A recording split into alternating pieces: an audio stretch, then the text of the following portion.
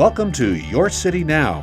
This week we celebrate Earth Day with the governor, are wowed by the mayor's housing proposal, City Council announces Comp Plan 2040, and the G Line leaves the station. Those stories and more are just ahead on Your City Now.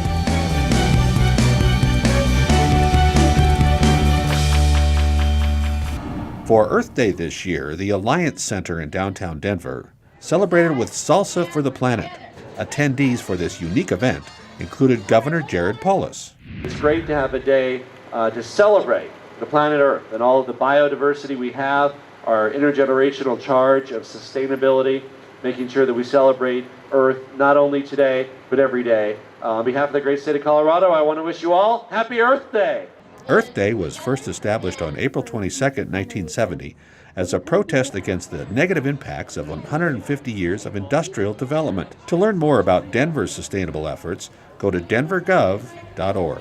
Last Friday, Denver Mayor Michael Hancock announced at the Denver Housing Forum that he will seek to create a new city department of housing and homelessness. By bringing these two agencies together under one roof, we will connect our full spectrum of services from housing for those experiencing homelessness to affordable home ownership and everything in between. Donor contributions will implement initiatives intended to ease the persistent problem of homelessness. $5 million will go to support 400 bridge housing vouchers over the next 2 years to help our hardest to shelter residents exit the streets.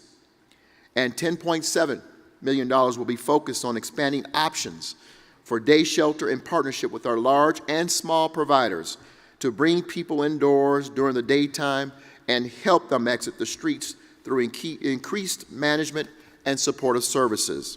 To that end, the mayor announced a $1 million grant that the city has received from the Anschutz Foundation. What we do around housing and homelessness must be a core city service. It needs, yes. For complete coverage of the Denver Housing Forum, keep watching Denver 8 or go online to denvergov.org. The G Line commuter train between Wheat Ridge and Denver opens this week.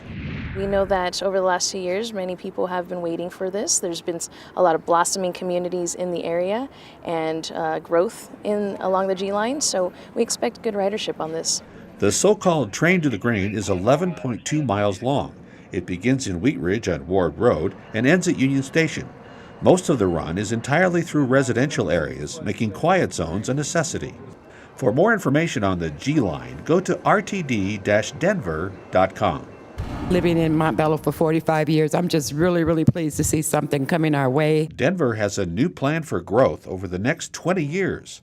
City Council voted this week to officially adopt the Comprehensive Plan 2040 and the Blueprint Denver Plan. Comp Plan is, I think, one of the most exciting planning documents that I've ever seen. I think it's really cool to see how we talk about climate, how we talk about equity, how we talk about our city. The plan stressed responsible growth and an inclusive, connected, and healthy Denver.